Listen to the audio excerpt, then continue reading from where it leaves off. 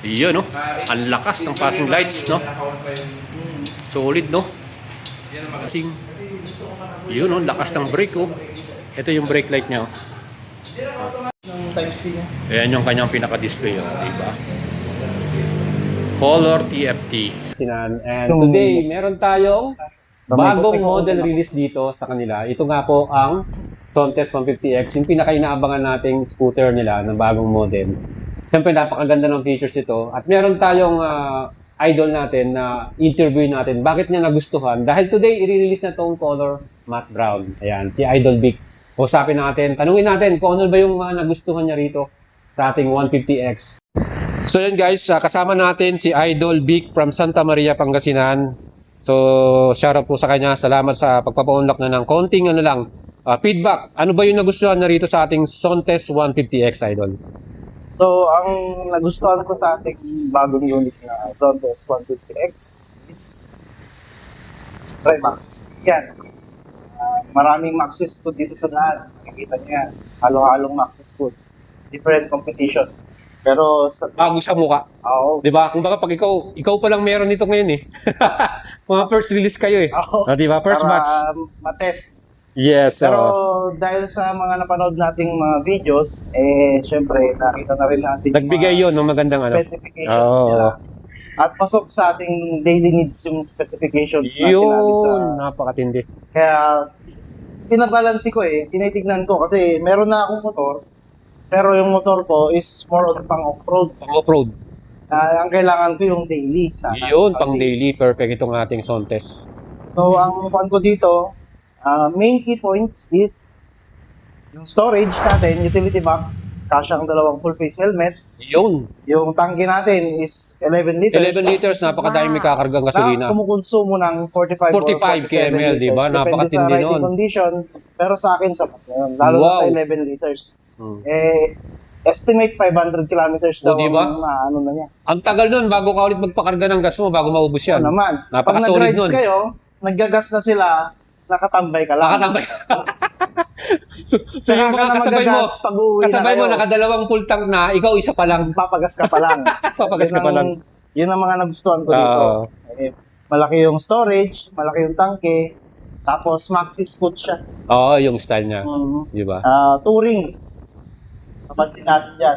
Relax siya sa daan. Nasakyan ko na yung isang unit actually nung dumaan ako dito isang araw. Comfortable. Comfortable talaga. Sa considering na height ko na 5'5", sinakyan ko siya. Tiptoe ako. Mamaya titingnan natin. Subukan mo nga mamaya, Idol Para at least para makita mo rin natin sa ating mga idol. At ang ginawa ko is matte brown. Bakit matte brown? Meron tayong green saka black. Dati ako maka-black. NMAX ko black. NMAX yung black mo. Tapos, ewan ko ba, siguro dahil sa tumatanda na tayo. Nag-iiba na yung taste. Kumukulay ang buhay natin. Kumukulay. Saka bagay na bagay sa spider na jacket mo. Kasi simula nung yung motor ko, brown din kasi yung naiwan sa bahay. Tama. Sabi ko, gusto ko pare-parehas. Yes, correct. At ayun, brown kasi ang ganda. Parang visible siya sa daan. Tama ka. Kaya saka very, kakunti lang yung ganyang mga colorway ng mga scooter na mga 50cc na brown. Sa dark colors. Dark color, diba? How about the headlight? Medyo na-impress ka ba sa style niya? Dito sa headlight, dito ako interesting talaga. Diba? Ang ganda, diba? Kita mo yung daytime running light, no? Napakatindi, Maganda. Talagang, siya Hindi ko lang sure kung ma-off mo to pag umaarang nasa daan ka na. Tapos yan lang yung nakailaw, yun yung gusto kong makita doon. Lalo sa gabi makikita mo yan. Tapos nakita ko na rin na yung ilaw niya, sobrang lakas daw. Kasi projector lang hindi mo na kailangan actually maglagay ng mga MDLs. Totoo yan. Napakaganda. Yung mga nakita ko sa ibang kwan, ang liwanag talaga. Liwanag. So makikita natin yan sa yung next vlog. Bigyan mo kami ng niyan. Ng headlight para at least makita ng iba. Makita ng iba, 'di ba? May compare nila Kasi ang dami nag-aabang ng reviews na lang inaabangan na lang nila. Isa pa boy idol, 'di ba yung makina 150cc? Dahil magaan to 108 kilograms lang. Lumakas yung power na 17.7 HP, 'di ba? Yung horsepower niya. Yung horsepower niya, 'di ba? Napakaganda. So yung performance sigurado akong magiging solid para sa iyo. Oo naman. pang ano yun, dulo. Oo, Duluhan di ba? yung sa may 17 Kasi horsepower niya. iba talaga pag magaan eh. Nako-compensate siya yung ano eh, di ba? Torque niya, medyo torquey din to. Kasi 15. 15, oo, correct. Sabi naman sa mga ibang nakaranas na, malakas din talaga ang Malakas sabi. talaga yung torque niya. So parang nainganyo Siguro na rin yung sa ako. horsepower, i-break in muna natin. Yun. Pag Totoo ka. natapos natin yung 1,000 mileage Oo, niya, doon totoo, natin totoo. kamutihin. Oo, tama ka. Sabi nga ni Idol Vic, ang isa pang bumilib siya, meron na rin siyang frame, di ba? Itong sa may top box Top ready. box frame, yes. Top box ready na siya. Top box ready na. So yun ang Ang kagandahan. ginagandahan nito, hindi ka nabibili ng aftermarket Yes. or any accessories. Nakatipid ka pa. Ngayon, ang ilalagay mo na lang dito, yung top box mo may kasama ng bracket yun. Oo. Isasalpak Sasalpak mo na siya. lang, di ba? Oo. Kahit So, yun. anong gusto mong design dyan na bracket. Pwede mo naman din sigurong palitan to na hindi top box ready. Yun na lang ang Ay, yun na lang din yung ano mo. So overall, Idol, thank you very much sa yung naging personal ano. At yan, makita natin kung magiging personal ride niya rito. Abangan natin yan. So yan guys, salamat kay Idol Vic. Thank you very much, Idol. So salamat sa yung ano. And congrats pala. Congratulations dahil isa ka sa unang batch na nag-release dito sa Bristol Group Pangasinan. Shoutout po sa Bristol Group Pangasinan. Shout out Bristol, Pangasinan. Yes, Dagupan, thank you, Pangasinan. Idol Vic. And ride safe mamaya pag uwi. Yan, Thank you. thank you. At sa mga idol natin na balak bumili ng bagong Zontes 150X, meron tayo palang SRP nito 169,900. At ngayon, meron silang promo introductory price or cash payment 149,900. Pwede nyo ring i-apply sa atin ng installment. Minimum down payment natin 20%, 29,980. 12 months, 24 months at 36 months, meron tayong 6,362.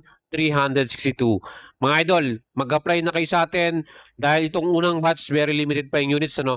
Kaya magpa-approve na kagad kayo. So, kailangan lamang nyo mag-provide ng inyong mga requirements para mabilis po yung approval natin at syempre mapasa nyo kagad para ma-process na yan at ma-CI kagad kayo. Again, mag-order na kayo mga idols. Best price na yung bibigay natin sa inyo. At itong bagong Zontes 150X, tatlong kulay ang available. Meron tayong matte brown, matte black, at matte green. So lahat po lang ay may color na matte finish. Again, itong ating 150X, meron tong dual shock absorber sa likuran pala, no? At yan po ay naka-preload adjustable na rin. Pwede mong i-adjust. Telescopic forks naman ang kanyang front suspension. Ay nakita naman natin na talagang makapal din at malaki yung diameter ng suspension sa harapan.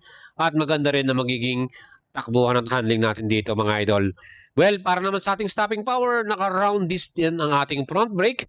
Malaki din yung kanyang round disc, ano? At equipped to ng 2-piston caliper with anti-lock braking system. Kaya solid po ang ating stopping power dito with ABS na. Sa likod din, naka-round disc din ito. 1-piston caliper.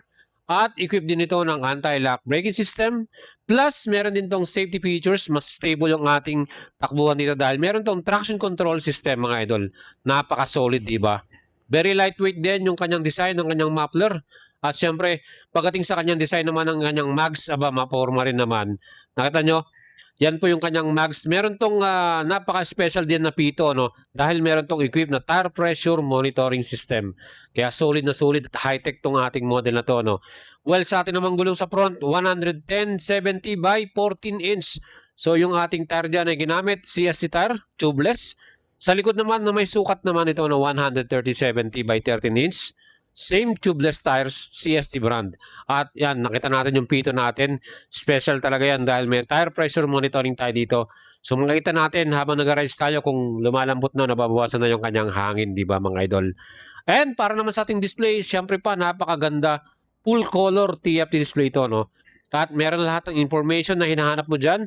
Yung ating tire pressure monitoring system nandun sa left side. Meron din tong fuel gauge at temperature. Plus speedometer natin, RPM, at yung indicator natin ng traction control at ABS. So yan mga idol, very informative din siya. At sa ating mga idol, yung ang ating handlebar ay naka-naked. So talagang sporty style. At again, yung mga switches and button, napakasimple lang din. Kapareho siya nung ating mga Zontes 400 version 2 type, no? At meron din tayong idling, stop and start. Meron din tayong mga side compartments sa right side. Ayan, meron tayong cover. Pwede nating ilagay yung mga small things na dala natin. At ang kagandahan din mga idol, napaka-easy lang niyang isarado, no? At very compact. Well, meron din tayo sa middle na retractable hook So pwede natin isabit yung mga pinamili natin dyan ng mga plastics, no? At ang kagandahan din, nakakila system na nito. So meron tayong USB port charger dito na Type-C. Ayan, hindi ka na maluloob at pwede mong iwanan sa loob. Meron din siyang cover. Kaya safe po yung ating phone pagka charge natin. Again, don't forget to subscribe sa ating channel for more updates mga idol. And salamat po kay Idol Big at sa Bristol Group Pangasinan dito po sa ating feature for today. PM nyo lang ako kung kayo apply ng financing mga idol.